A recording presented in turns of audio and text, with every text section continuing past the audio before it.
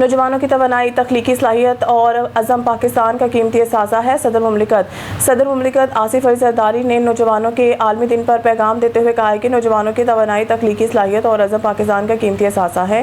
صدر مملکت نے پاکستانی نوجوانوں کو خراج تحسین پیش کرتے ہوئے کہا ہے کہ معیاری تعلیم، باعث روزگار اور جدت نوجوانوں کی مشترکہ خواہشات ہیں۔ نوجوانوں کی توانائی، تخلیقی صلاحیت اور عزم پاکستان کا قیمتی اثاثہ ہے اور نوجوانوں کو بااختیار بنانا پاکستان کے مستقبل میں سرمایہ کاری ہے۔ انہوں نے کہا کہ پاکستان کی تقریباً 67% آبادی 30 سال سے کم عمر افراد پر مشتمل ہے اور نوجوان پاکستان کا سب سے بڑا انسانی سرمایہ ہے۔ آصف زرداری کا کہنا تھا کہ نوجوان خواتین کی صلاحیتیں اور قیادت ملکی سماجی معاشی ترقی کے لیے ناگزیر ہیں۔